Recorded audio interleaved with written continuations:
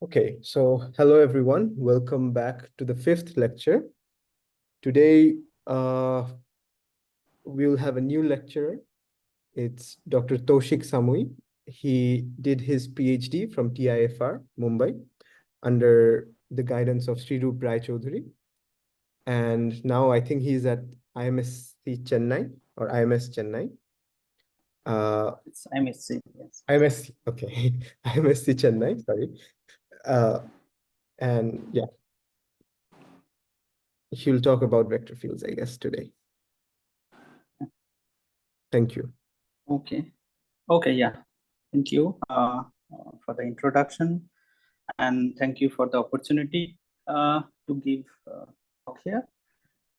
Let me start. Okay, let me start the broadcast. Okay, it is on.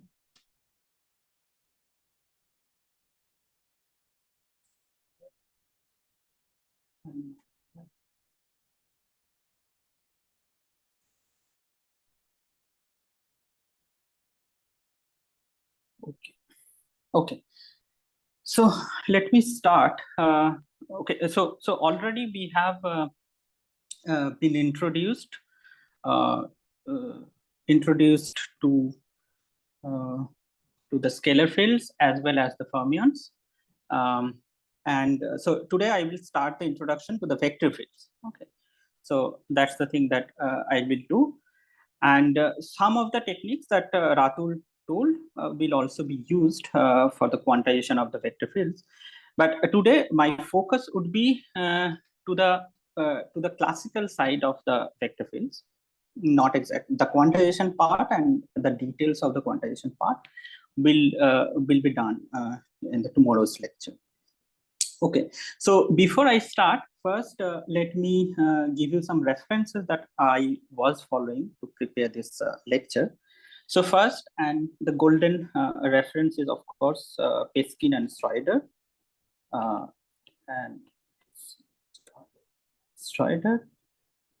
Then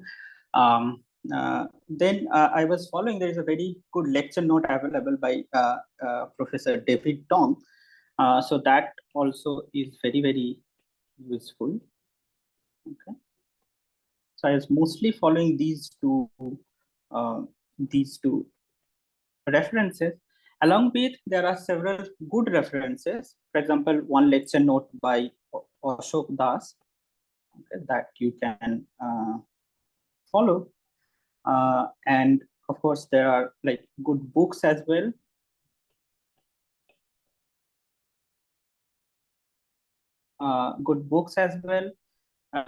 Like Weinberg, and then Mark Strednicki. There are three books. Strednicki. Okay.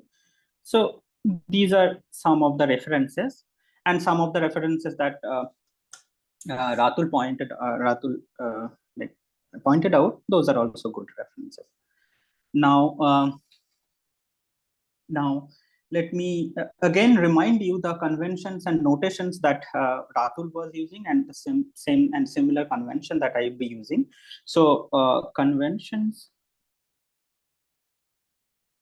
and notation. Okay. So firstly, we'll be using natural units where we'll set h bar equals c equals 1. Okay, so that's the natural unit that Ratul introduced you. And then another convention is the metric, Minkowski metric, which will be diagonal +1 and -1, -1, -1, which is mostly negative Minkowski metric. Okay, and then again I will use often I will use Einstein's summation convention, meaning that repeated indices are summed over. Okay, so repeated indices are summed over. So these are the conventions, and then sometimes I'll use shorthand for del x would be shorthand for del x, and similarly del y and del z, okay, and del t as well. And I will also use gradient often. So that is nothing but del x, del y, and plus g cap del y plus g cap del z. So these are the some of the notations that I'll be using. So with this, let us start the lecture. Okay. So I'll start from Maxwell's equation. So as we already know that the Maxwell's equation is actually very successful in explaining the electrodynamics or electromagnetic theory that we see in nature. Okay, so there are namely four Maxwell's equations that we know are essentially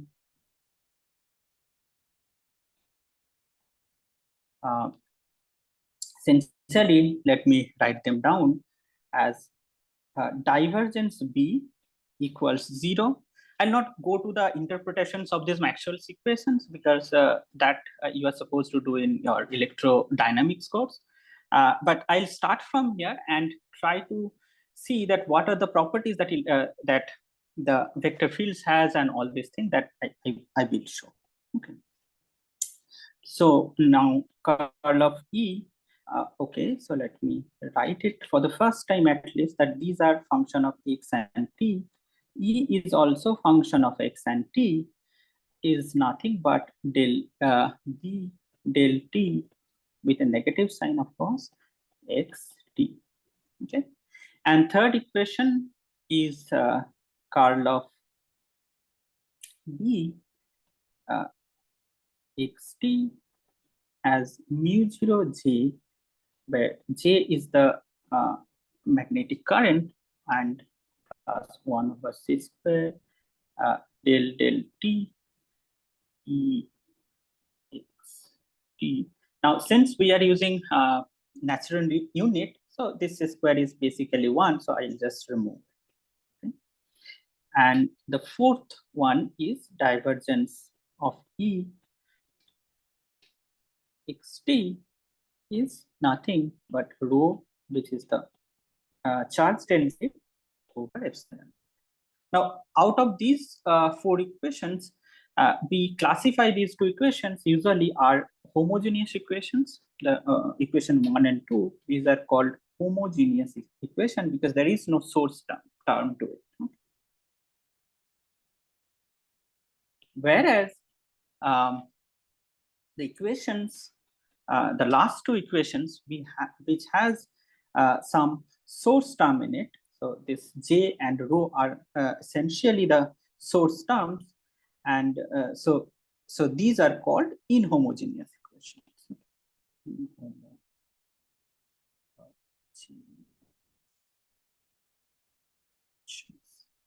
So these are called inhomogeneous. Now, if we now take this two homogeneous equations, okay, then the first equation immediately tells that B can be written as a vector in terms of a vector potential. So B can be written as curl of A, where A is again function of space and time. Okay, and this A is called a vector potential. Okay? Vector potential for the magnetic field. Okay. And once we plug this into equation, let's say 2. Okay, so here we have equation 2. Now, if we plug the expression for B into this, then what we get, let us see what we get. is curl of E equals minus del T of curl of E. Now, since this is a flat space-time and everything, so we can actually commute this del T with del X over here, which is like which sits inside this nabla operator. So this can be written very easily that curl of E plus del A del T equals 0.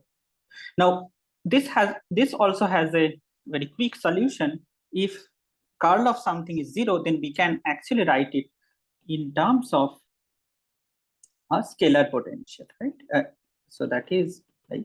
So conventionally, it is written as minus grad of phi. Right? So these are the two equations, two immediate solutions that we get. Okay.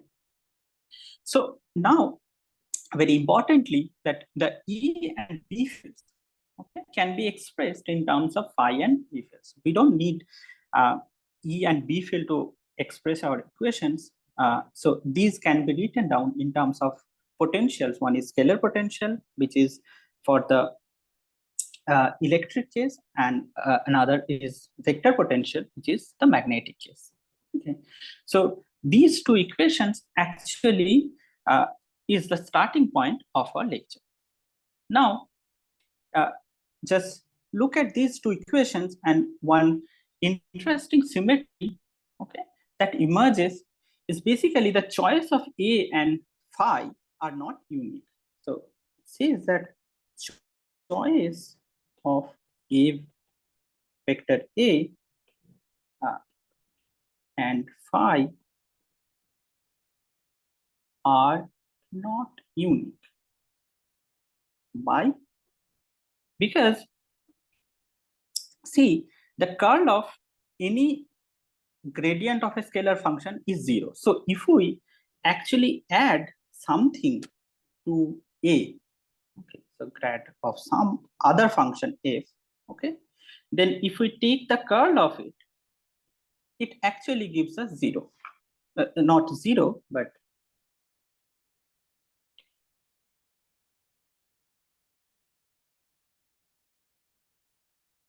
curl of, okay, which is nothing but our magnetic field. Okay, so now the same electromagnetic equation can be described in terms of A plus grad f for any f, okay, which is a smooth function, so that we can take the derivative.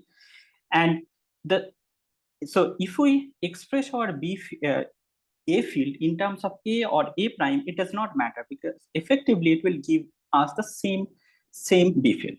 The same is true for the electric field as well.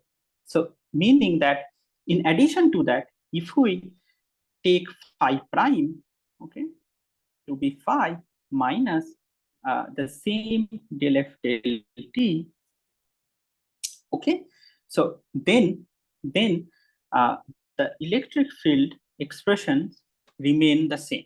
Okay, so if we express in terms of this A prime and this phi prime, then the E is same as E, which is nothing but, let's say,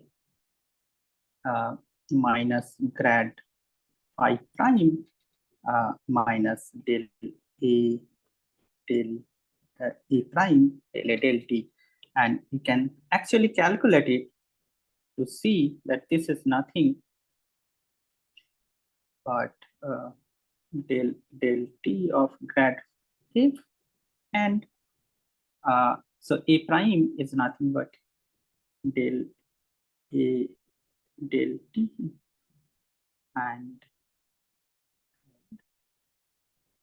plus, sorry, this will come with a minus sign, so minus del T of grad f, gradient of it. And these two terms actually cancel. So that's why we have E equals E prime.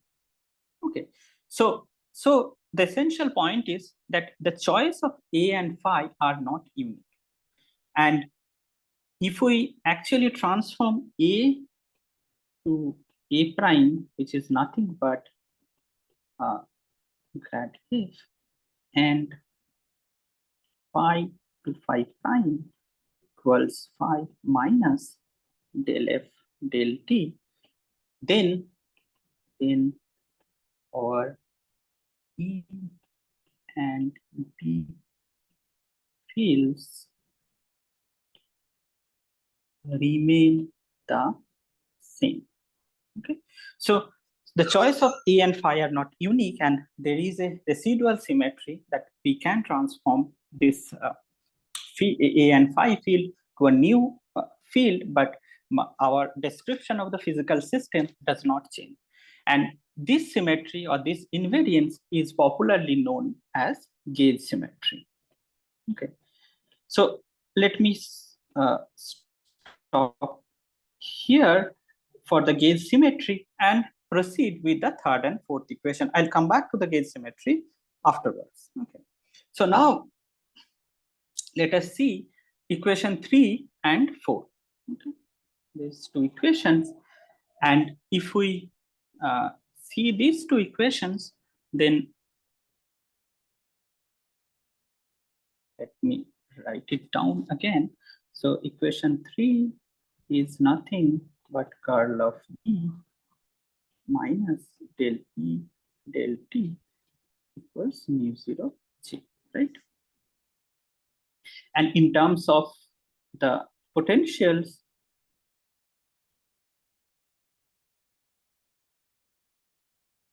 we can write it in terms of, let's say this is del A del T minus grad phi equals mu J. Now if we use the expression for this, which is nothing but gradient of divergence of A minus grad square A plus del T2 A minus gives me plus, this is divergence phi. Sorry, gradient of phi is mu 0 J. Okay, so now let me see. Take this here, okay, minus grad square A. Okay, so this comes here, and then the other two terms we can actually rearrange to write del phi del T plus gradient divergence of A to be mu 0 J, right? So this is the third equation that we can now write in terms of field A and field phi. Okay. Now fourth equation, let me rewrite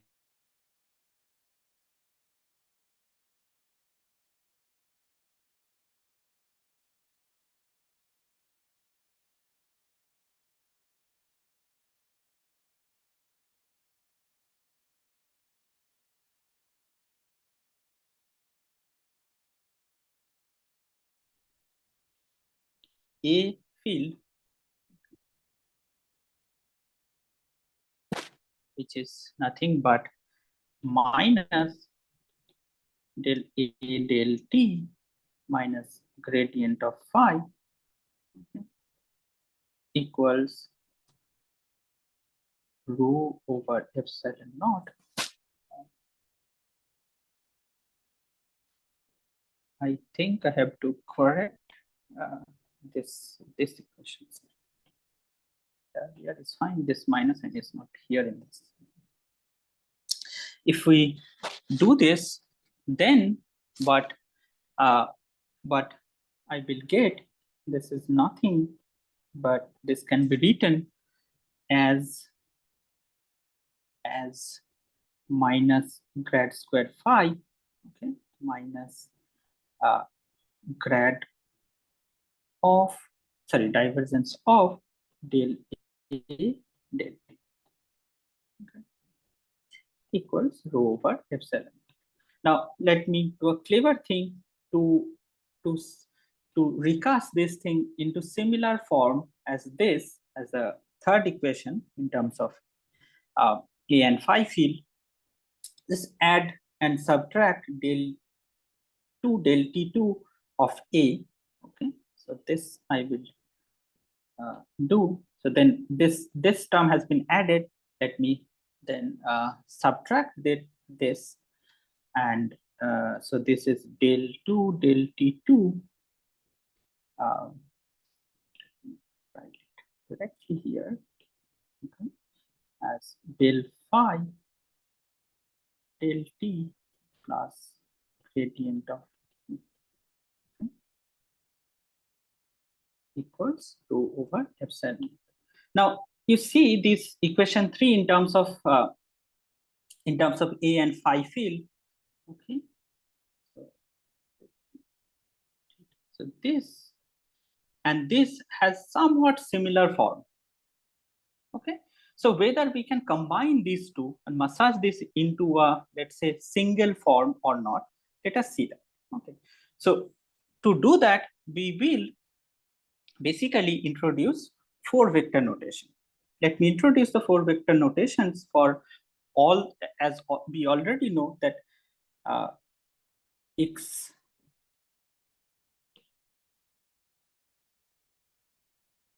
as we already know that the time and space can be combined into a 4 vector of this sort. Okay, so x mu is nothing but t mu x y z. Okay, or in a compact notation, it is t, and so this is t and x vector, and the x mu with mu downwards can be written in terms of the upper index as this, which is nothing but t minus x. In the similar fashion, okay, in the similar fashion, we can write a four vector potential. So we had 3 vector potential A, and we'll now write 4 vector potential, okay, as A mu, which is nothing but the 0th component is phi, and the rest are the 3 vector themselves.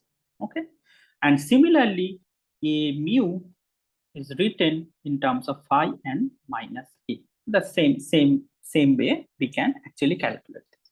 Okay, so once we do that, along with that, let me also write down the expression for del mu, which is nothing but is defined as del x mu, so that it will be useful to us later on, and del mu as del t and minus gradient. Okay, at the same time, we also introduce another 4 vector combining the source terms, that is j and rho, as g mu to be rho naught over epsilon naught, and this, and the fourth, the downstairs is rho naught over epsilon naught minus of j. Okay, so with these 4 vectors, we can actually compact these 2 equations. Okay, let me write down this equation as equation 5 and equation 6 in its very simple form. So notice that del square minus grad square is nothing but del mu, and then we can write a mu, okay, minus del mu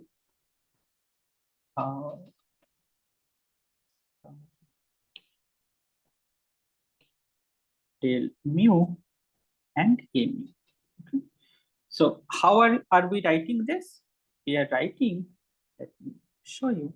So just see that this operator is nothing but del mu del mu. You have already encountered in this in Ratul's lecture. And this here in terms of 4 vector and 4 derivative, this is nothing but del mu a mu. Okay. And now this is the 0th component, and this is also 0th component of the derivative, and this is ith component, and this is ith component of derivative. Okay, so then this can be written as del mu 0th and ith component, 0th and ith component together,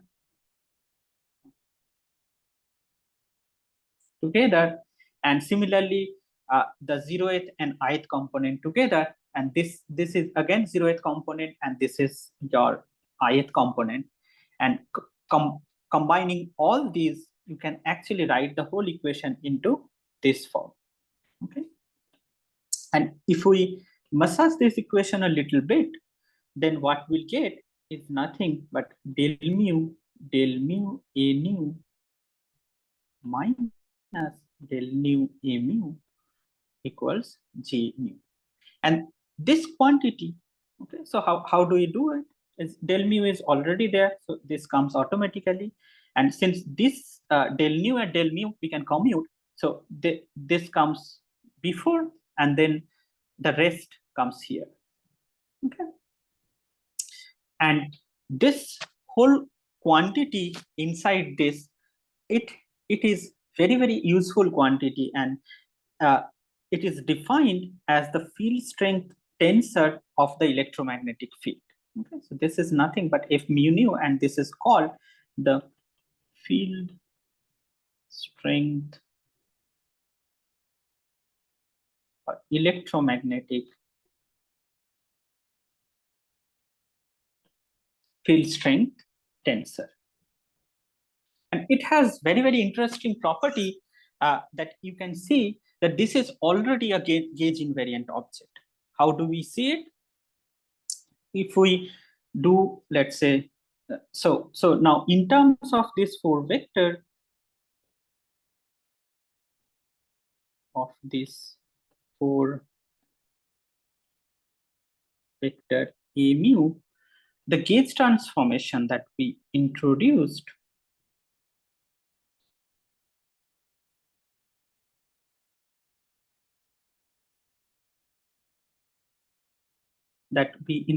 here, so this is the gauge transformation, takes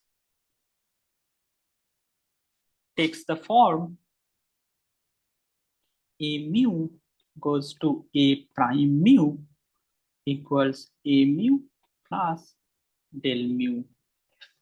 Okay, so now if we take this gauge transformation, and then how the if mu nu field transform, that we can actually check that this actually does not transform. So del f prime del mu nu will be del mu a prime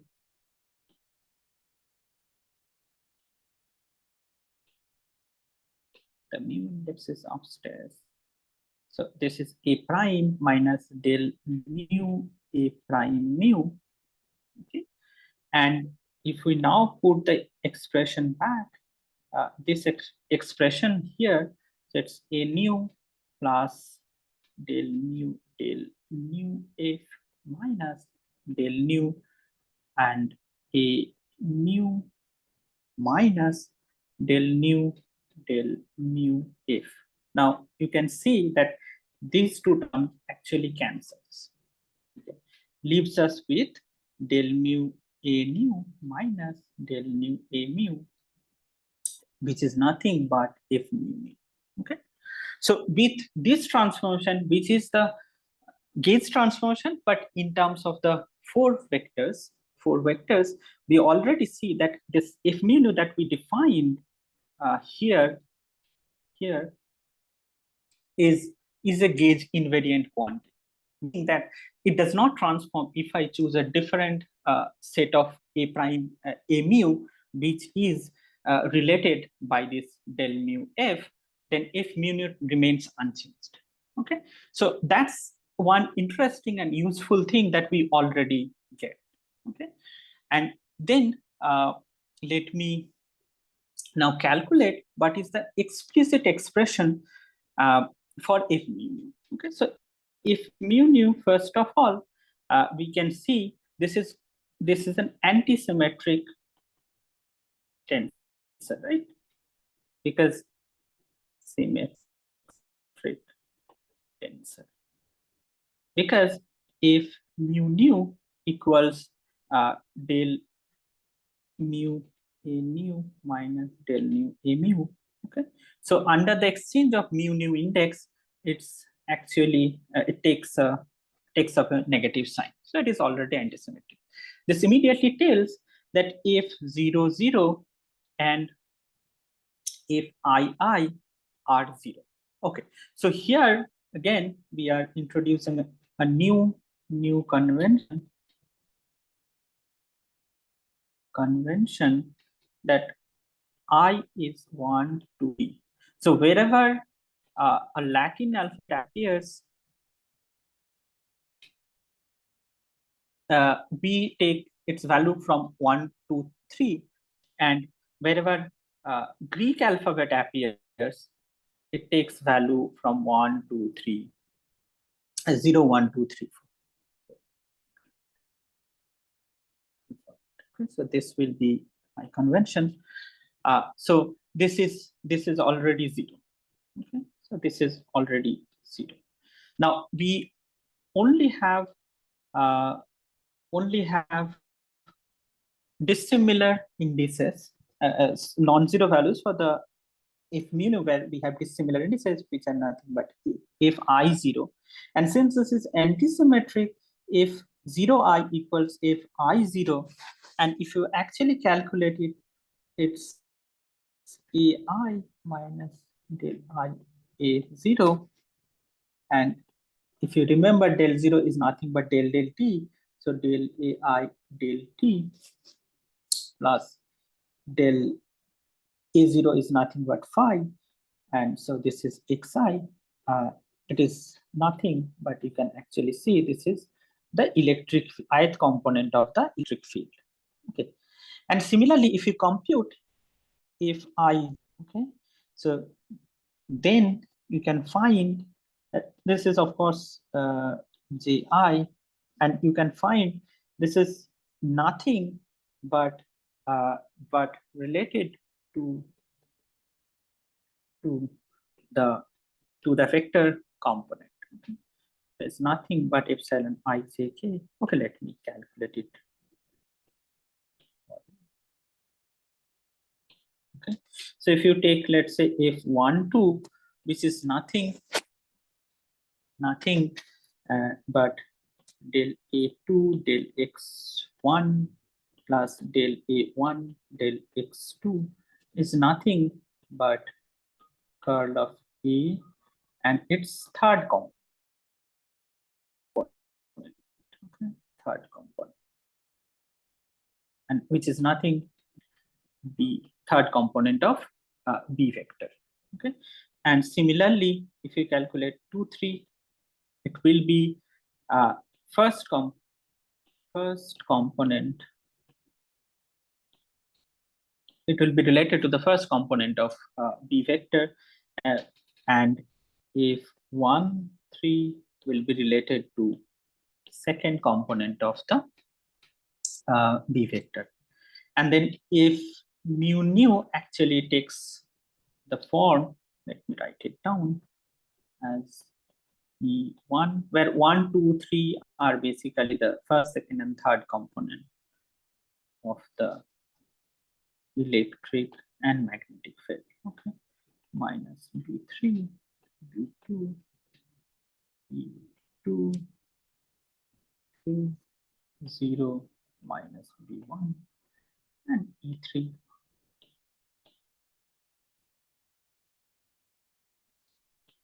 So once again, the gauge symmetry of, so gauge invariance of the quantity if mu nu is already apparent, since it can be expressed in terms of E and B fields, right? E and B fields, and which are already the objects which are invariant under the gauge symmetry. So this is nothing new, and we can actually see F mu nu and E both are invariant under gauge transformation. Okay. So now with this, let me say that this equation. So basically, we get the equation as the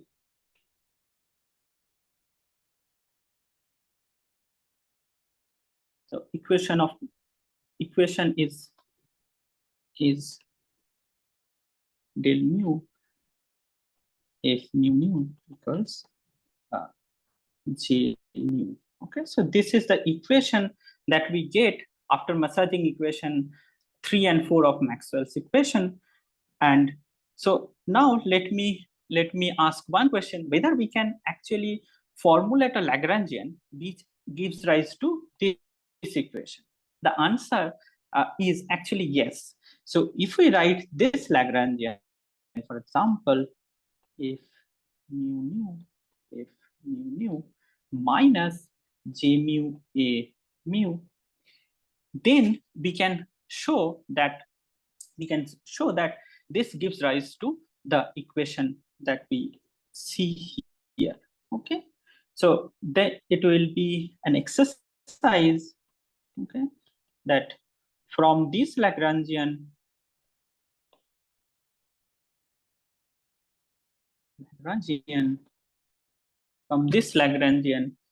derive the Euler-Lagrange equation, and you will find that you will get this equation. Okay, so this is already given in the problem sheet 3 that you have to solve. And so once we formulate this thing in this covariant manner, F mu nu and in terms of F mu nu and A mu, so now the question is whether we can get the equation 1 and 2 from this. Okay, so of course, Lagrange equation will give us the equation 3 and equation 4 of the Maxwell's theory. But whether that same Lagrangian will give equation 1 or 2, the answer is actually no. The Lagrangian will not give this because this comes to the identity. Why? Because we have started with equation 1 and 2 and recasted the whole equation in terms of A and phi. So equation 1 and 2 are already inherent in the formulation of A mu and F mu. So these are not the Euler-Lagrange equation. These two equation 1 and 2 actually comes from an identity called Bianchi identity.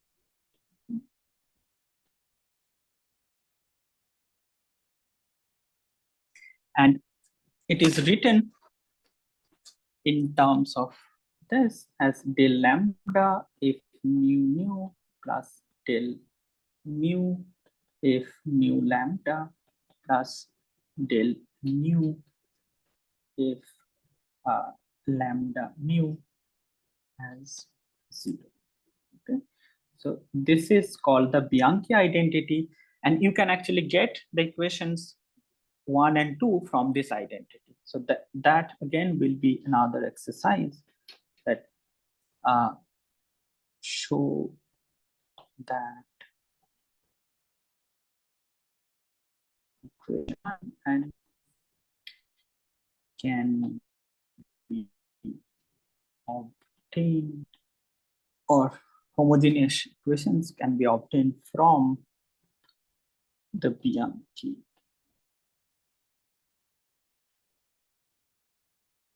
identity. Okay. with this, I'll stop now and I'll open it for discussion. Okay, so let me stop here for the moment. I'll take question and answer session. Yeah, Okay. sure. So if anyone wants, you can raise your hand and we can let you talk.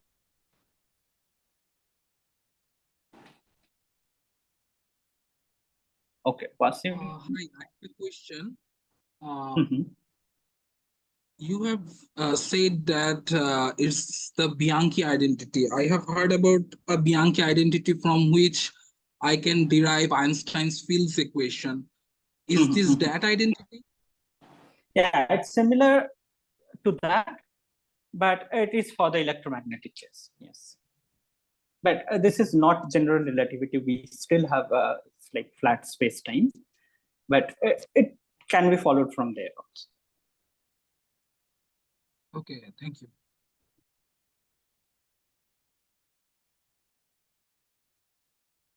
Okay.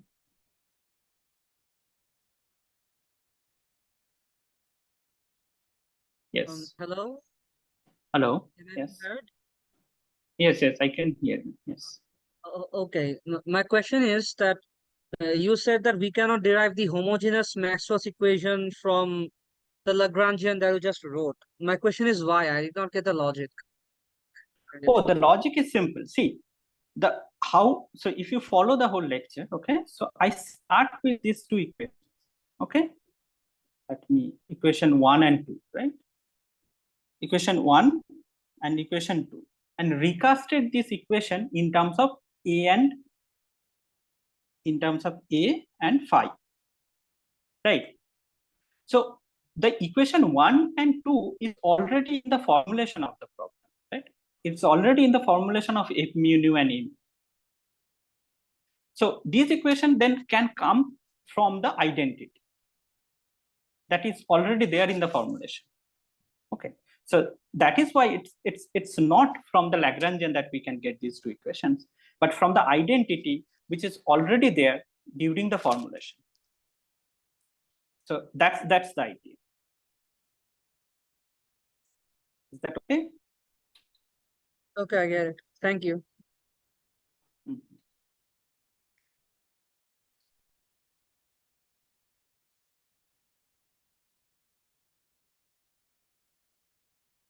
Any other questions? Okay, someone said, okay, so in the future, if the lecture notes are uploaded ahead of time, okay, so I'll do that. And someone said, I arrived late. Can you please show the first slide later? Okay, so first slide is basically, let me show you some references, okay, here, and then the conventions and notations that I'm using. And then I started from Maxwell's equation. First two equations has been massaged into A and phi in terms of A and phi field. And from there, everything follows. So that's the thing.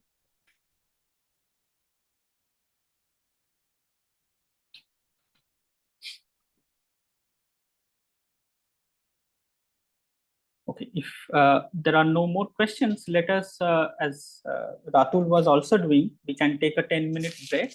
Okay, so what's the time now? It's 7:48.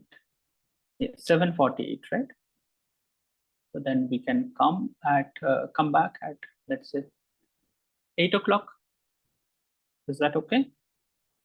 Yeah, sure.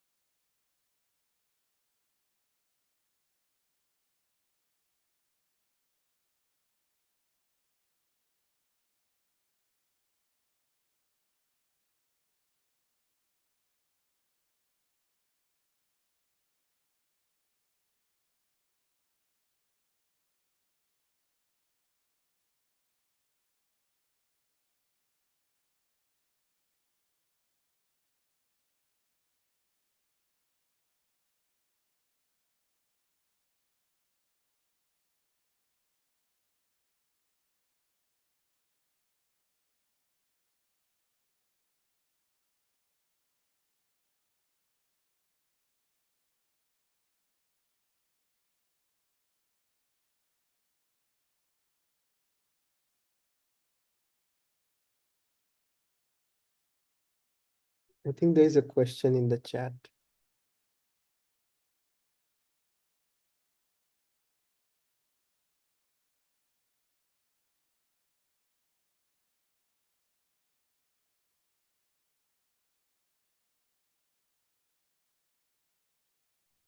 Yes, yes. The question in the chat. Okay, so the question actually says that why do we use different metric convention? So in principle, we can use the same metric convention in the QFT as well. But yeah, so one is historical, another is in GR. Sometimes we want to go to higher dimensions, and so what happens that if you take the determinant of G, okay, so in this convention, let's say in the 4th dimension, so you have plus minus minus minus, so G magnitude would come as negative. Okay, so if you take square root, then you have to take minus square root of minus G if you try to write the, let's say, Lagrangian for GR. Okay, now if you go to 5th dimension, then if you stick to the QFT convention that I am using, then the magnitude of G mu nu, determinant would be positive. Okay, so then again you have to switch back to square root G instead of minus. Okay, so every alternate dimension, extra dimension, you have to switch from minus square root G to square root G, and this way. So that's irritating. So that's why in GR we usually use minus plus plus plus convention. So that you always have square root of minus G in the Lagrange. Okay, so that is one reason that I know that it is used in GR. But on the other hand, in the QFT, let's say we always work in 4th dimension. So whether we use plus minus minus minus convention or minus plus plus convention, it does not matter.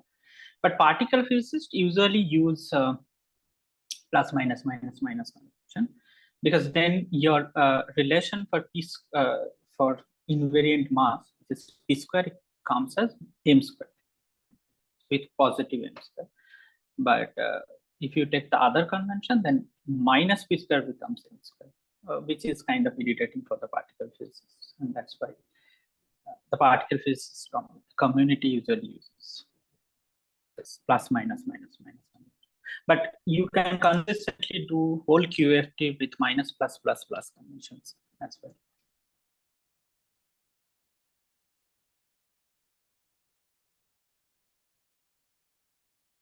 Okay, so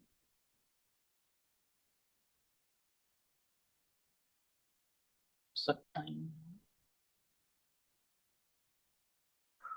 So someone was taking notes, but I don't know which part he or she was.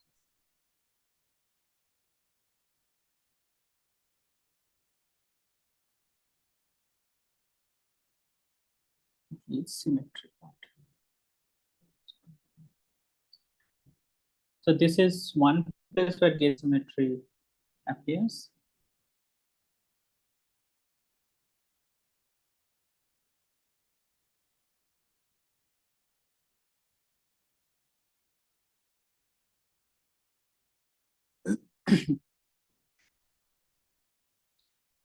Another place in terms of vector.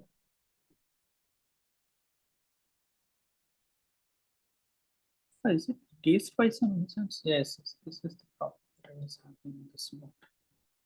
It's getting erased.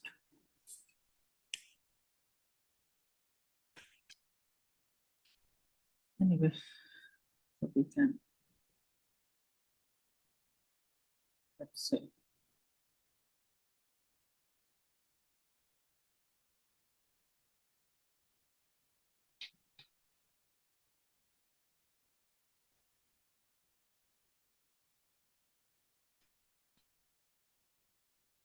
so shall I start now?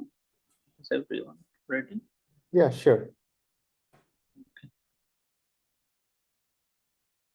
Okay, some part is erased from this note. This is happening in my note. I don't know exactly what, but anyway, so let us continue.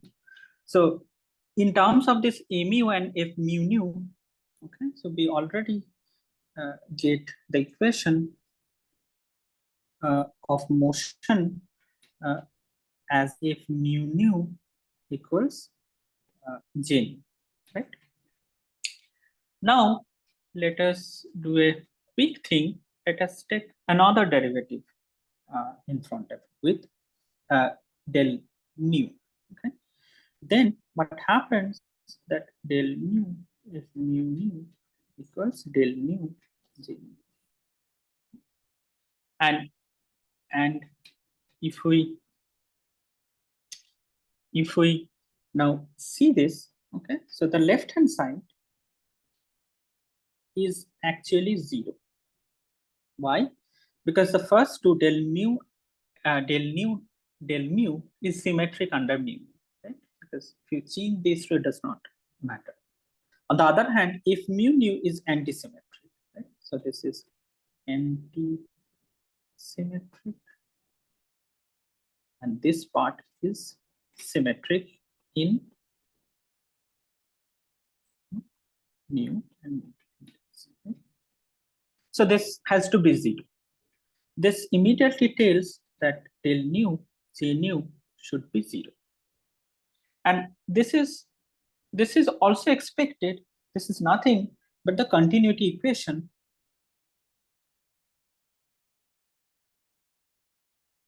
of the electromagnetism. Okay. And if you want to explicitly write it in terms of rho and J, that can also be written down if you like put the exact form of J nu, which is nothing but this, and you can see that this is nothing but del 0 J0 plus del I, this small ji is 0, which is nothing but del t of rho over epsilon naught, okay, and del I, or in other words, it's nothing but divergence of mu naught J.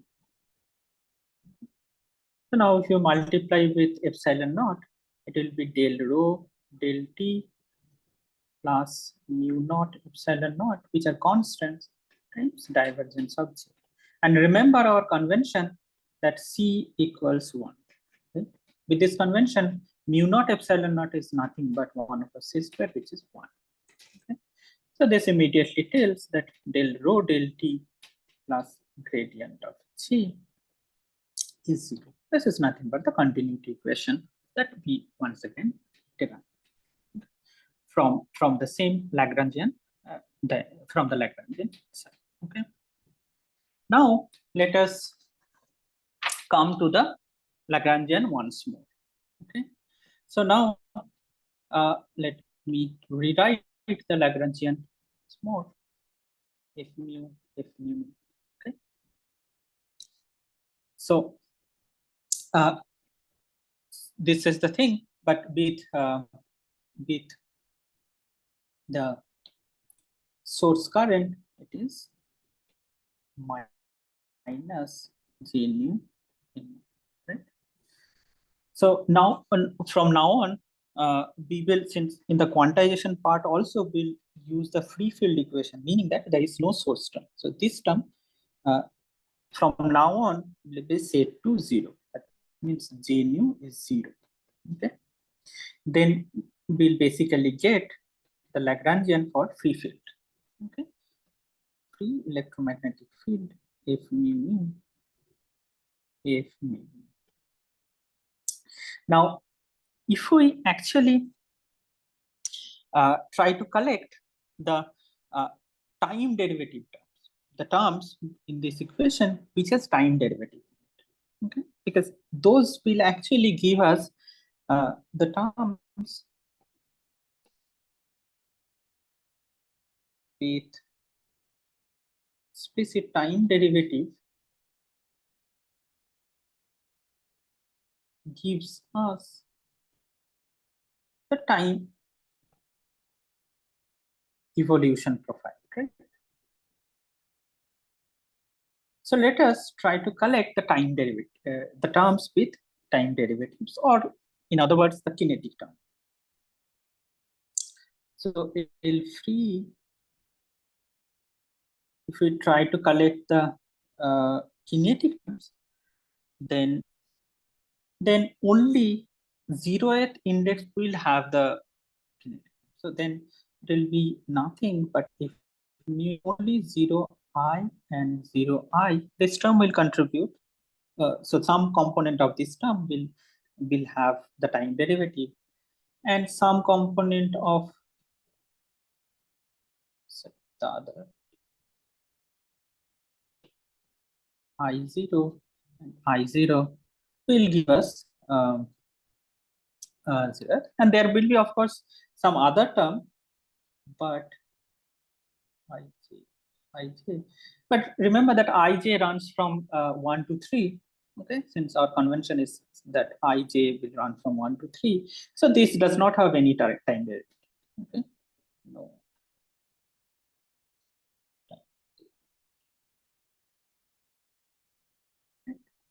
So this this actually is equals this not.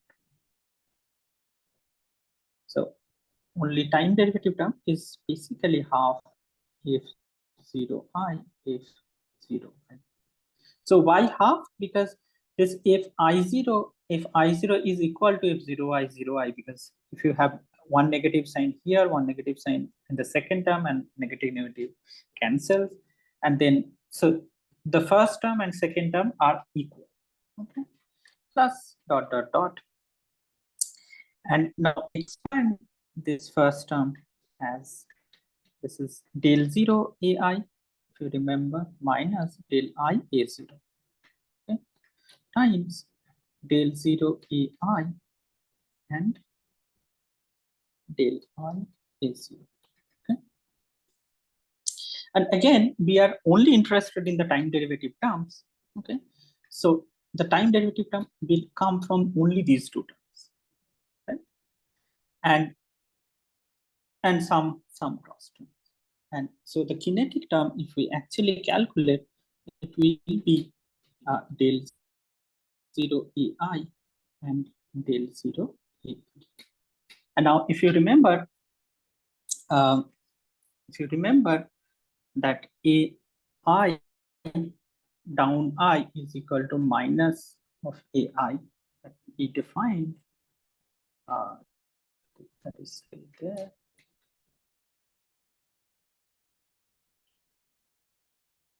Yes, here. Okay. Then this is nothing but plus half del ai dot or del ai del t times del ai. So this gives the kinetic term. So this is nothing but the kinetic term. And you will see that all the time derivative term appears here. Okay. And notice that the sign is positive, which is of course needed for a kinetic term. Okay. So half ai dot is our kinetic term. So that is not a very unexpected thing, and that is the reason we had to put this minus sign in front of f mu nu, because see, the equation of motion does not care about this minus sign in front of the f mu nu, because in the equation of motion you multiply with a negative sign, it will still remain the same. But what is needed, and you redefine j mu with minus j mu, it's the same, right? But we want in the Lagrangian, we know that the kinetic term has to be negative, has to be positive, and that is why we need to fix this term with minus. Okay, so but notice that there is no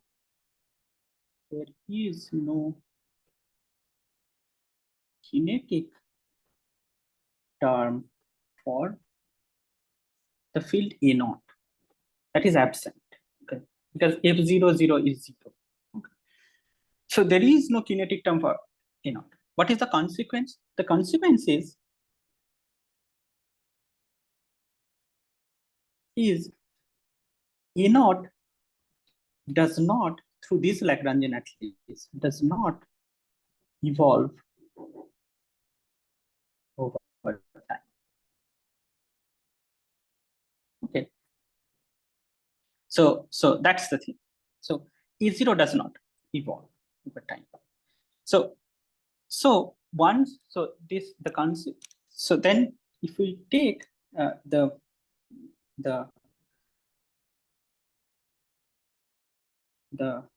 equation of motion for the zeroth component, it can be written as divergence E equals 0, which is nothing but one of the Maxwell's equations in the free field case. Okay, so if you remember the equation of motion, fourth equation of motion of the free field. Okay, so this is divergence E equals over epsilon naught, but we are now considering free field equation, so this is 0. Right? And then if you express this in terms of A field, then what you will get. So E nothing but E minus gradient of phi, which is nothing but A naught, okay, equals 0. This gives us that grad squared A naught plus divergence or del del T of divergence of E equals 0. So now this actually has a solution. Okay, so if you remember, the grad square of something or phi equals something has a solution of the form that A naught as a function of x be written in terms of dqx prime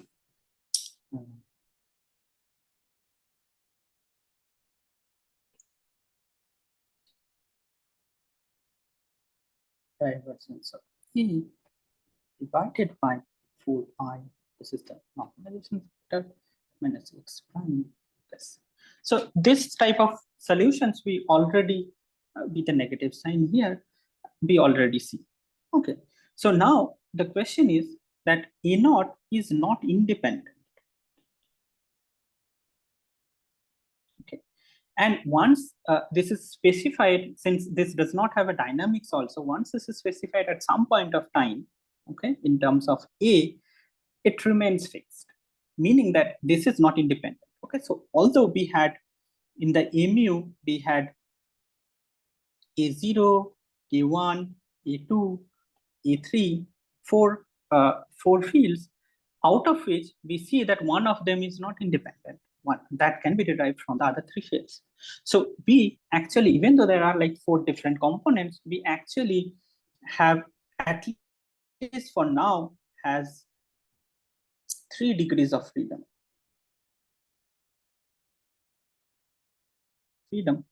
With this constraint.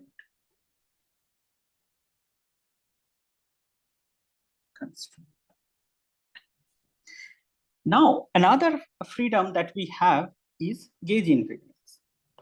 Another freedom, or constraint maybe, we have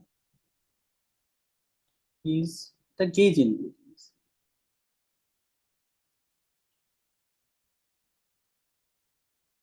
Okay. Meaning that there are set of transformations that we can perform and they will give us the same result. Okay, so A1, A2, A3, out of these 3, we can actually choose one type of one equation, one constraint by which we can remove another degrees of freedom. For example, one important constraint, or this thing constraint that we can put is the Coulomb gauge. How do we put this condition? The Coulomb gauge, we say divergence of A equals 0. Okay. So this is the constraint be imposed on the A fields. Okay, so now you may ask that whether this constraint actually affects us or not. Okay, that whether we can generically put this constraint or not. Okay, so let us say if somehow that this constraint cannot be put, somehow we have divergence of A is some different function. Okay, some different function. It does not come out to be 0. Okay, then what I propose that let us take A prime to be my description of the field, which is nothing but A plus gradient of F. Okay, and then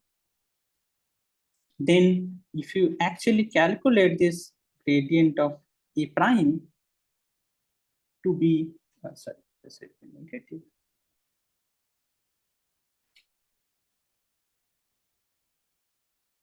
It will be gradient of minus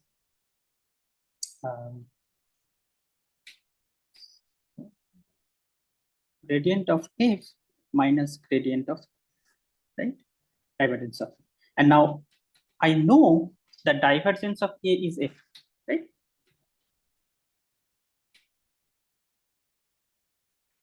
Grad square.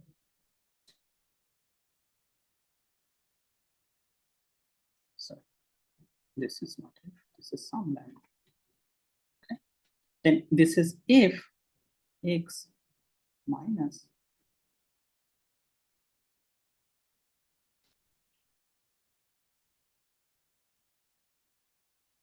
I think there is a question in the chat. minus grad square lambda.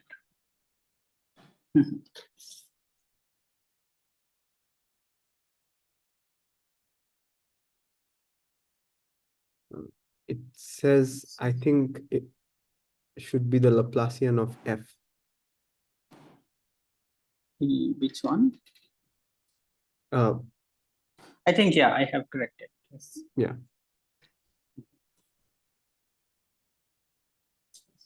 So now, if we choose lambda in such a fashion that grad squared lambda is exactly f of x, then we can say that divergence of A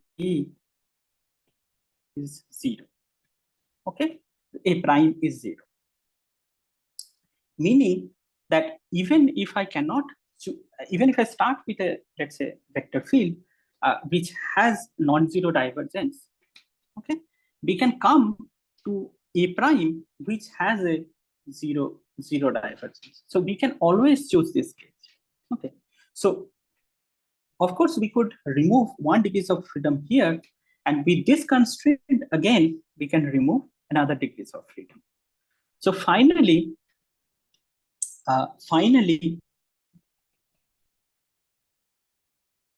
we have actually 2 degrees of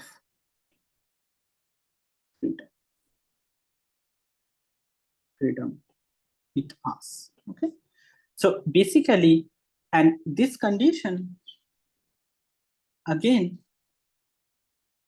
with this condition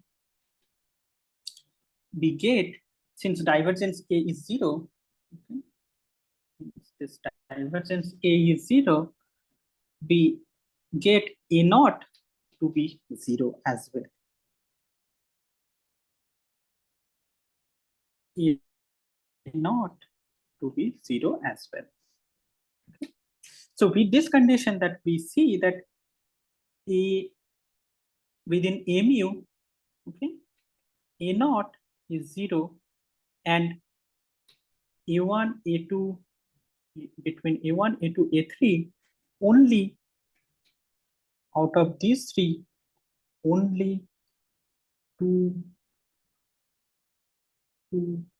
degrees of freedom remains. this other is constrained by the equation or the gauge choice that we have. Okay, so this is this is one constraint that we are discussing. There are several other choices also by which we can fix the gauge, but in this choice we have some visualization. That's why I'm showing this. But tomorrow when I'll do the quantization, I'll mostly do in a different gauge or different condition that we will discuss tomorrow. Okay, so with this condition, if we now, so as usual, if we expand mu in terms of, let's say, plane waves, okay, in terms of plane waves as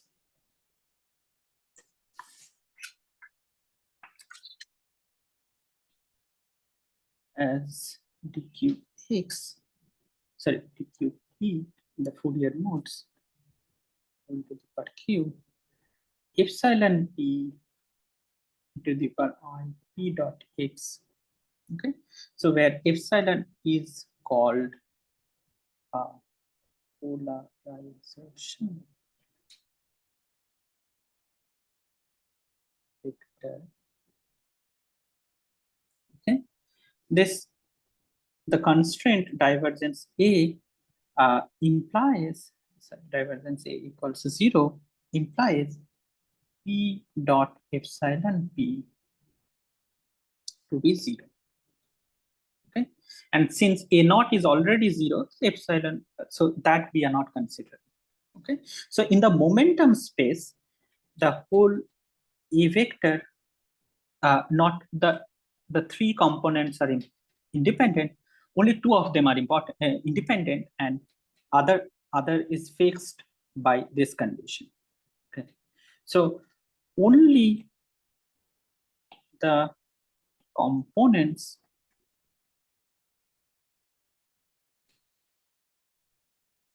transverse to P vector, where P vector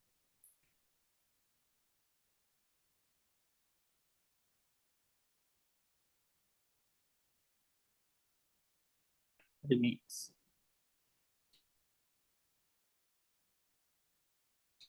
Okay, so now we can, let us, of course, since there are two degrees of freedom, of course there will be two basis vector, and let us say that the two vectors be epsilon 1, which is function of p, because it has to be function of p, because epsilon 1 has to be perpendicular to p. Okay, so depending on p, its form might change. And epsilon 2p. Okay, so these are, let's say, we choose these to be explicit form. We may or may not find, we can find, but let us say these are the two basis vectors, because we have 2 degrees of freedom, so 2-dimensional space. So these are the 2 vectors, and we can always choose these 2 vectors with this condition. Then this p, of course, will dotted with epsilon r. So these are vectors. Okay, should be 0, r equal 1 and 2. So there are only 2. And another thing that we can always choose for any basis vector, that we can choose these to be orthonormal set, meaning that epsilon r dot epsilon is to be delta r is. This is nothing but the orthonormalization condition. So orthogonal and normalized to 1.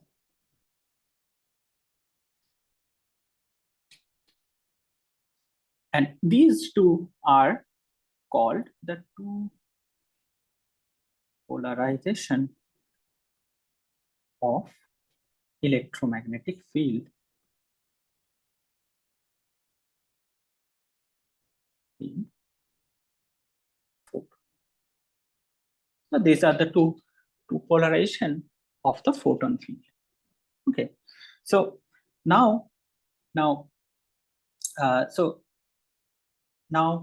how do we choose these two? Okay, so one way to do it would be, let us say that that I can choose epsilon 1 and epsilon 2 when E is along Z direction, meaning that this is E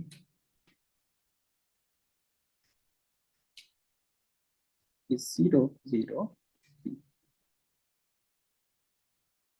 So let's say, so then let's say for this P at least, we can choose the polarization vector to be, you can choose other form as well. Say epsilon 0, 1, 0. Okay. Now for any general P, how would this look like? So you can actually see that, let's say for any general P,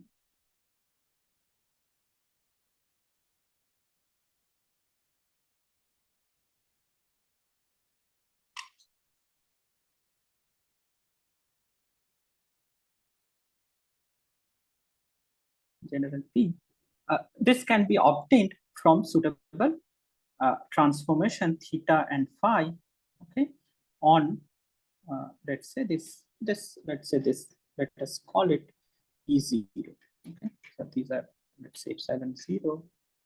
So these are not powers or components. This is 0, meaning that only the Z component is present. Okay. Let us denote this way. Then for any general P can be, let's say its form is nothing but mod of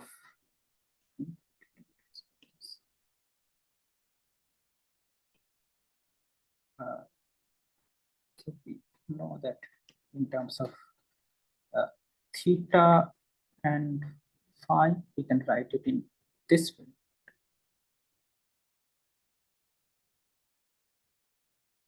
And cos theta. Right? This can be obtained from this with appropriate rotation matrix that you can construct from this P vector. Right? So this rotation matrix is nothing but rotation about theta, part theta, and then rotation about rotation by an angle phi about Z axis, and this is about Y axis. Okay, so the same rotation can be applied to obtain epsilon 1, because this is also again a vector, and epsilon 2, and you, since the rotation operators or matrices are keeps the norm preserved, then these equations will remain intact. Okay.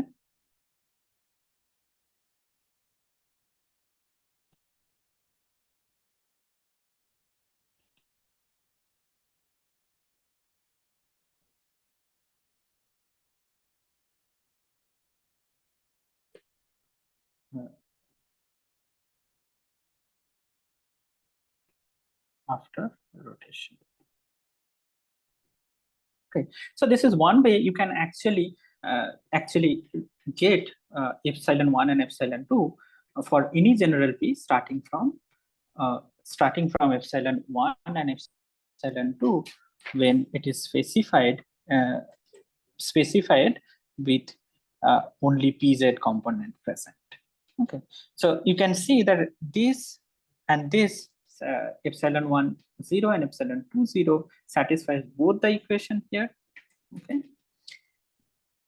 and also, so basically perpendicular to this. So this is one way to get.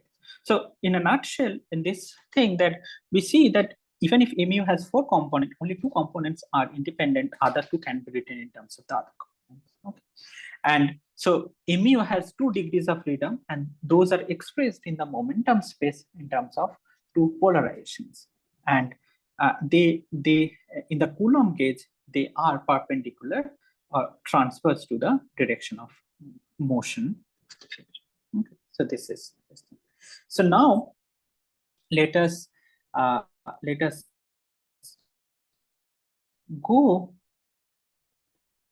to slightly. Now let us go adventure a bit. Is that free field of electromagnetism is interesting, of course, but more interesting thing happens when we have interacting Lagrangian, meaning that okay, free field if with mu that describes the photon field is fine, but the electromagnetism says that it interacts with the charged matter as well, for example electron or proton or quarks as well. So in general the electromagnetic field should also interact with any charged fermion. Okay, so as Ratul already showed that the Lagrangian for the fermion or the Dirac Lagrangian can be written as psi bar I del slash, which is nothing but I gamma mu. So I hope you you already know this Lagrangian. This is the Dirac Lagrangian, right? Which gives rise to Lagrangian for fermion, which gives rise to the Dirac equation.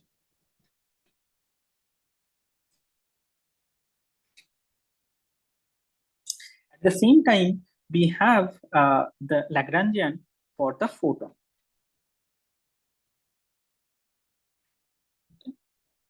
This is nothing but 1/4 f mu and f mu. Okay. So now, okay, so these two Lagrangians are already there. We just need to introduce an interaction term. But at the same time, we want to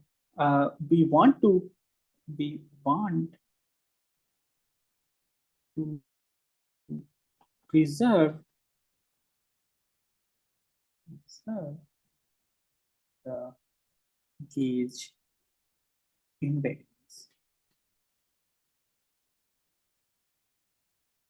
meaning that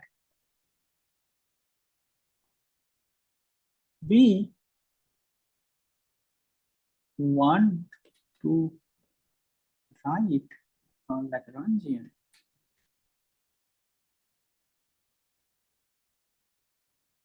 Lagrangian each is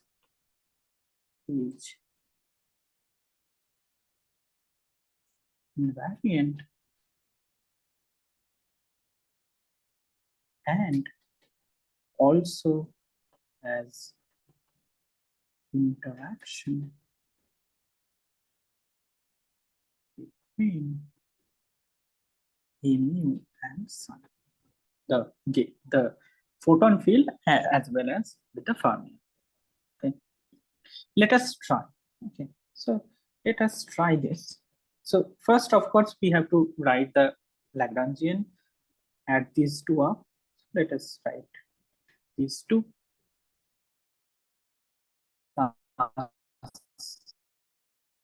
Psi bar I gamma psi. So 2 has to be there, the free field equation that has to be there. And I claim that the interaction term is simply a mu psi bar gamma mu psi. This is the claim. And it remains gauge invariant.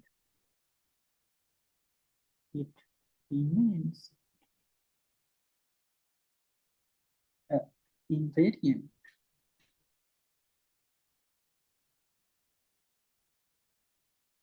under the transform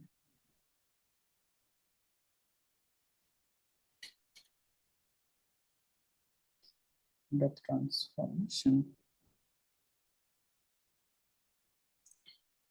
mu equals to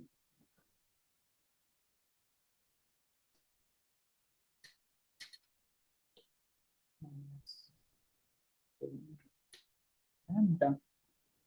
The lambda is a function. And so this we already saw. This is the famous Gates transformation. So here we have used minus del mu instead of plus del mu, and at the same time we want. So if we want to keep this as gauge invariant, we have to give some transformation in the field of the Fermi, and the appropriate transformation is nothing silly here.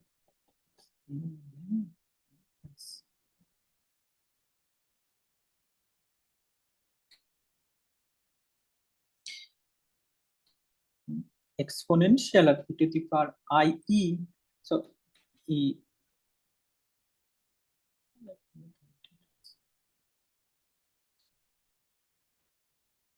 Q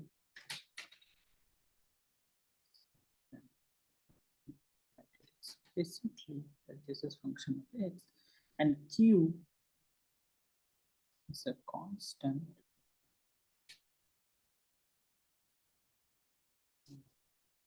as charge.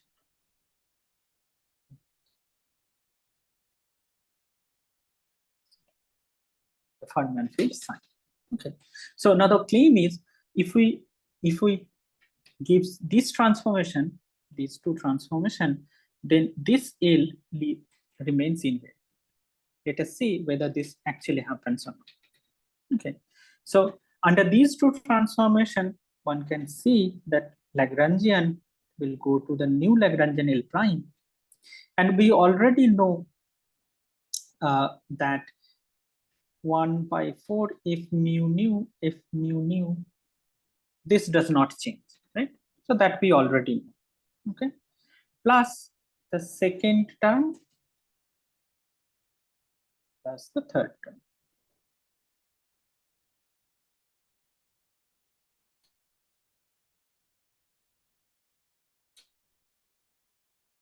Now let us see. So let us say this is L2. So since this is the modified, so L2 prime, and then this is, let's say, L3 prime. Okay. So let us now see what is L2 prime. So L2 prime now is, so since this is prime, the new one, so this is psi prime I gamma mu del mu minus n psi prime. Okay. So bar will give us psi e to the power minus I, since this is this bar has a conjugation in it, so the plus this is the problem after something is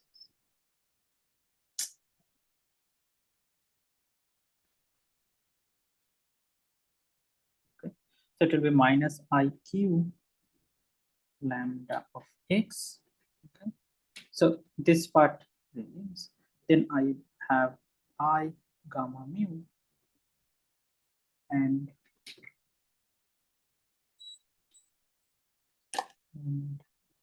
del mu minus n. Then I have EIQ lambda, which is function of some time. So no longer psi prime. Okay. So it is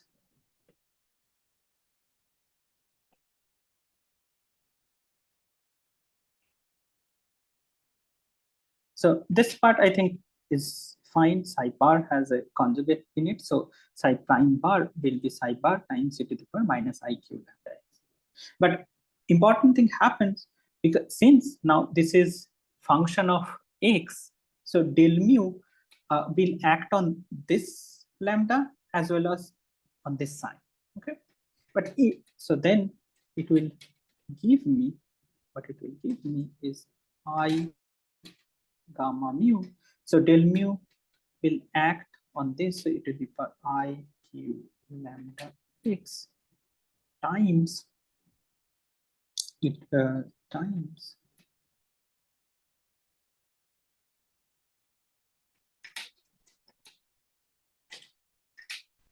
so this, okay, this is not q, this is q.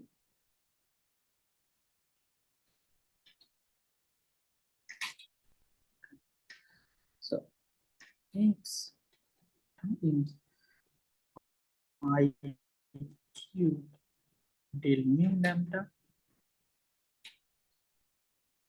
then psi, then another term will be I gamma mu e to the power I q lambda x, okay, and del mu psi, and then we'll of course have m e to the power I q lambda x, which is with the mass term psi.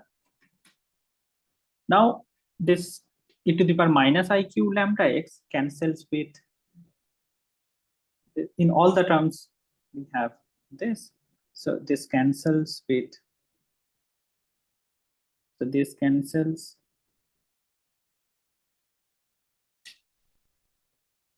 with this, this, this, as well as this.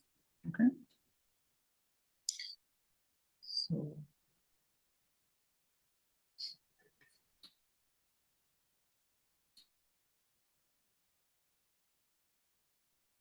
this becomes psi bar I gamma mu del mu lambda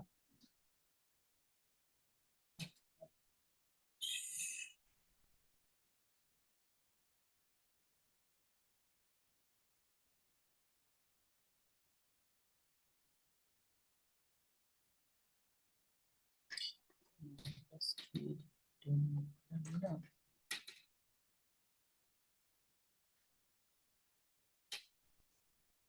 plus I gamma mu del mu minus n. Okay, so this is our older term. Okay, so this is nothing but this is the extra piece that we are getting. So this piece is the extra piece that we are getting here. Okay, so this is in terms of this notation, this is nothing but L2 minus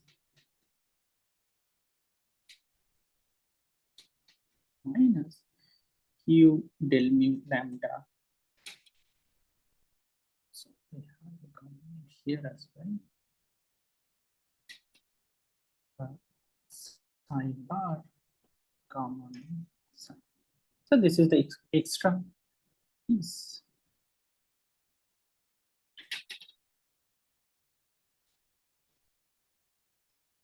that we are getting. And if we now calculate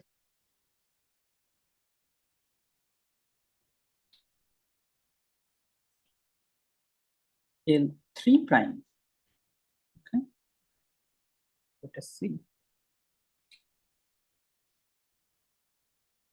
Is L3 prime. Third term is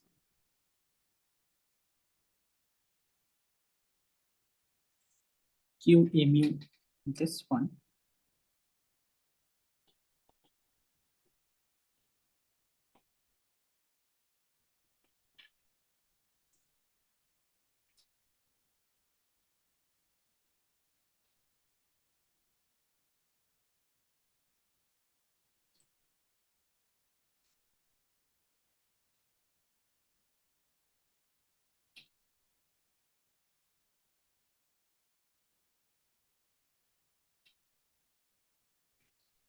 Okay, so now since there is so under the transformation, after this it will be q a prime is nothing but a mu minus del mu lambda, okay, and psi prime bar is essentially psi bar times e to the power to the power minus I q lambda, which is function of x, and gamma mu, and psi is e to the power I q lambda of x and psi. So now these two, of course, cancels. This and this cancels, this gives 1. And then we are left with,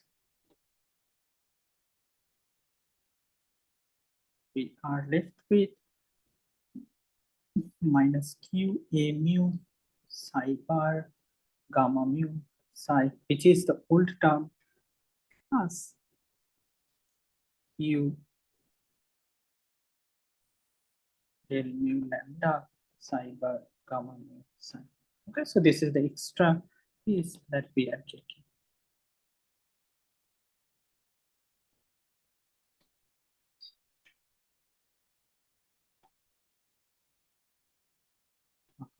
So now notice that this is exactly opposite to the extra piece that we got in L2. So these two, of course, cancels, and then L remains invariant.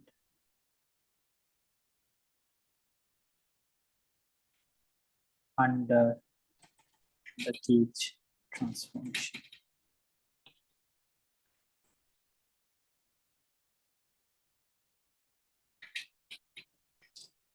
Okay, so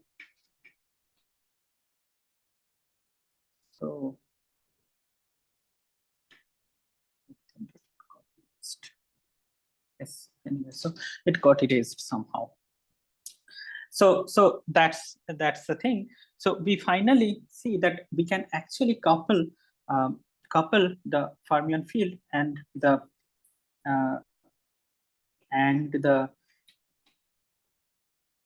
vector fields and if you knew in the following fashion, psi bar in a gauge invariant fashion. That this is nothing but gamma del mu minus q mu psi bar gamma mu psi. And this is called the QED Lagrangian.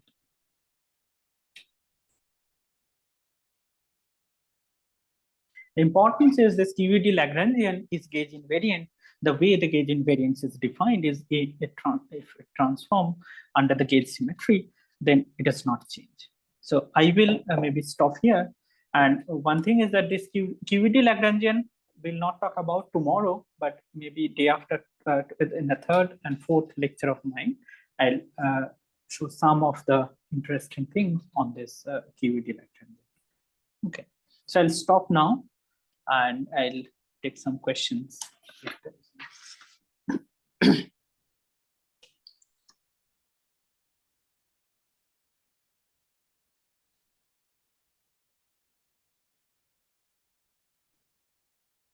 Hello.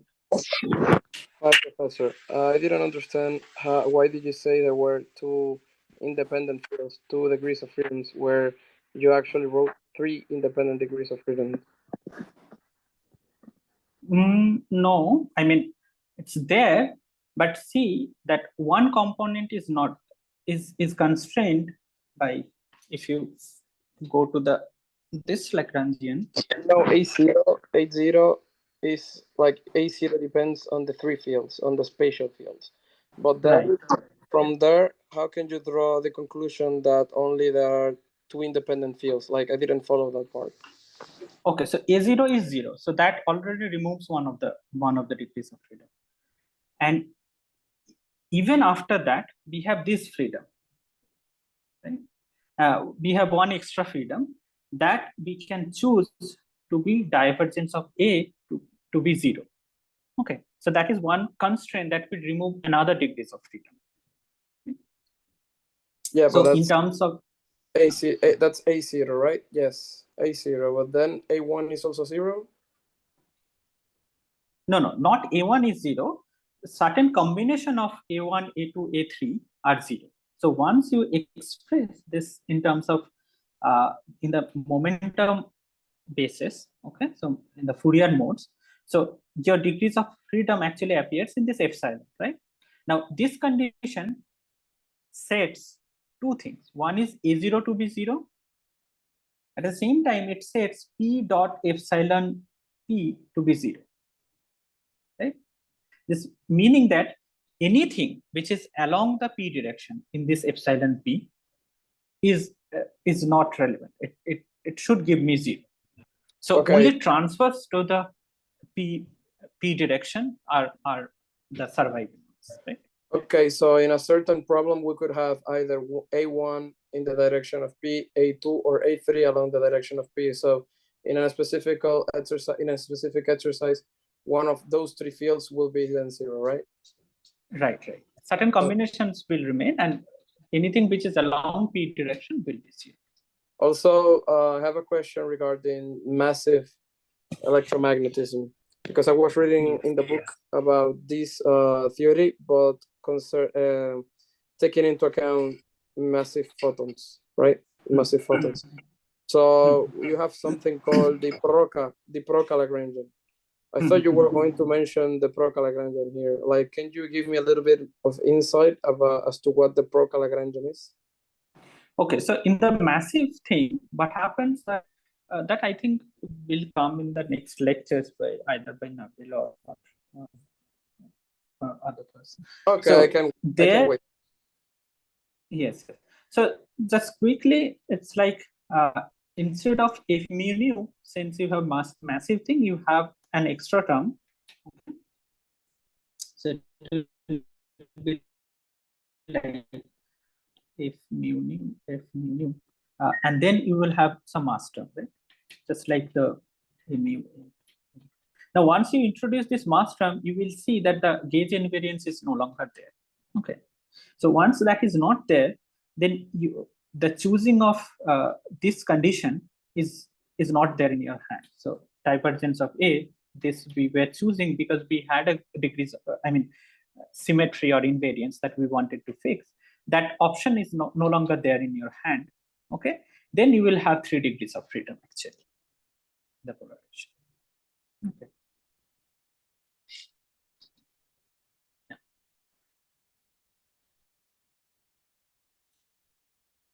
Any other questions from someone?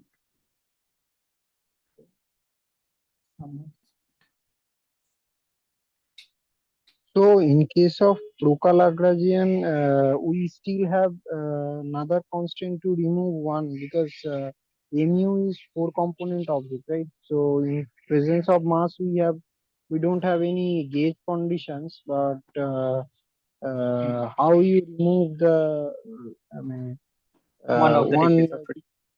how you remove 1 degrees of freedom? Yeah. See, first degrees of freedom that we removed, if you remember, then it is not by gauge symmetry.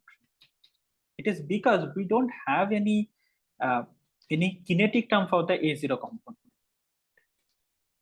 If you remember that we don't have any kinetic term for A0, right? And by that we were removing. So since this is not there, we showed that A0 can be expressed in terms of other AIs, right? At least via this equation. So this does not depend on the any gauge symmetry. So this still holds for Proca. Yes. So if you see, kinetic term means basically a dot term, right? And in this Lagrangian, if you see that this does not introduce any kinetic term, right? Mu. So this part remains as it is. Okay, so you don't have any kinetic term for the A0, and that's why 1 degrees of freedom is always removed and always be removed. Okay, thank you.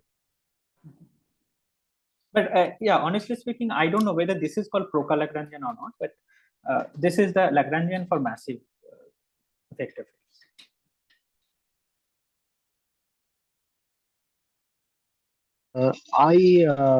Can I say something? Comment that I once heard that we use gauge degrees of freedom to maintain the Lorentz invariance, manifest Lorentz invariance in the Lagrangian. Right. So we introduce extra degrees of freedom. In case of the extra, you are removing one from the constant that no kinetic term and another is gauge.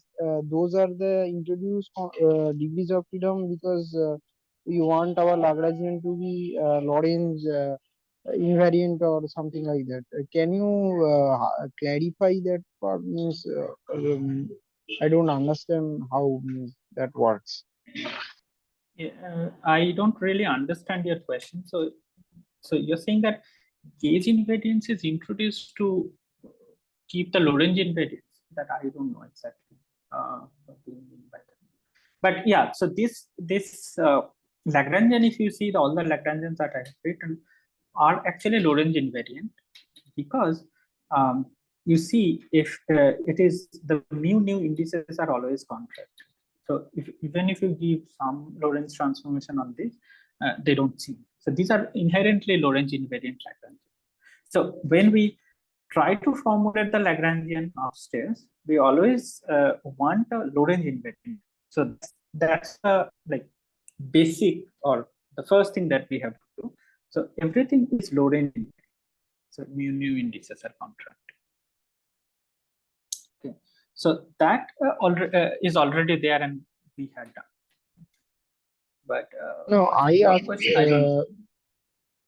No, if let's say it's 2 degrees of freedom, if I can remove, why not I write original Lagrangian in terms of only 2 degrees of freedom? What will be the problem with that? Means that can also be possible, right? Because at the end we are removing 2 degrees of freedom by let's say for free electromagnetism case by choosing one by gauge and another by in presence of absence of kinetic term of phasio. So why not I just write down to degrees of freedom in terms of 2 degrees of freedom, the original. Or directly writing down will be difficult because then your inherent theory will not be Lorentz invariant. That is of course one of the concern. So tomorrow when we will try to quantize it, okay, I will do it in Lorentz gauge, not in the Coulomb gauge. Okay, so there you can see that we can actually keep all the components in a Lorentz invariant fashion, but what the degrees of freedom will not be removed from the field, but consequently what we have to do that we have to restrict the Hilbert space, okay, in the quantization, so that our this inherent gauge invariant quantities are remains intact or remains invariant. Okay, so that we will come tomorrow. So maybe in the meantime, if you can send me your exact question, I will try to see and give the answer tomorrow.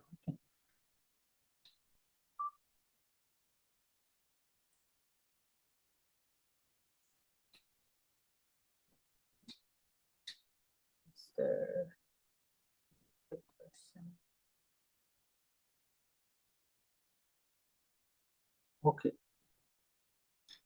Okay. Yeah. Hello.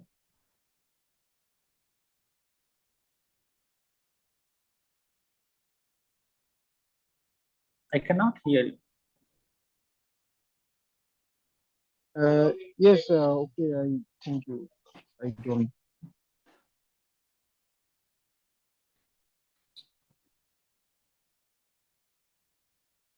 Amin, Sadman, I cannot hear you. Are you speaking?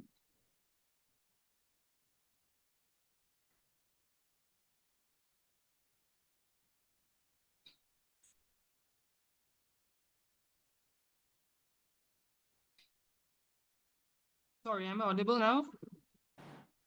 Yes. Hello. I'm really sorry about that.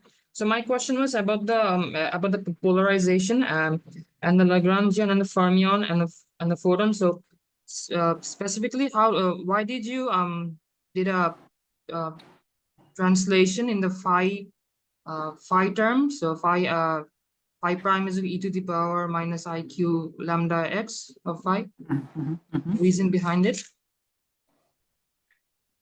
Okay, so first of all, if you see that the interaction term, that the simple interaction term that we can write down is basically this, right? And now, so it can be seen from other perspective as well, that okay, so if I give gauge transformation, which has already been defined in mu, then you can see that this this gives us some extra term, right?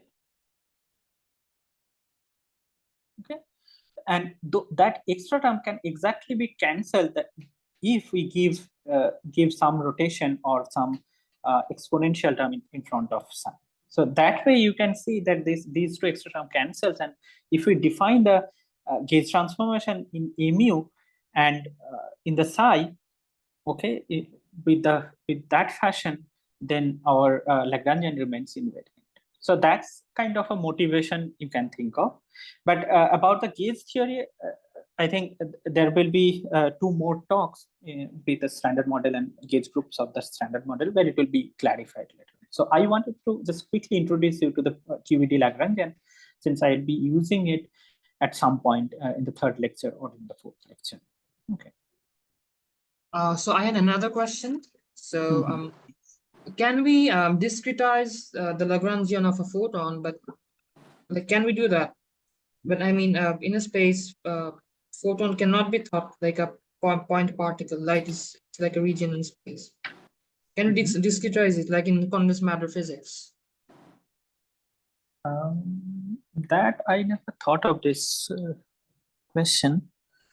Maybe if I can find some answer, then I'll tell you tomorrow. I never thought of this. Okay, thanks a lot.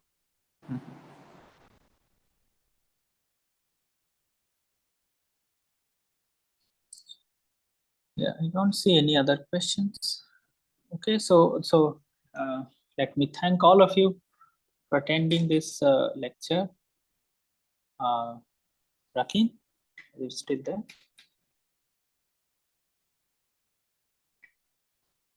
Sorry. Yes. Yeah.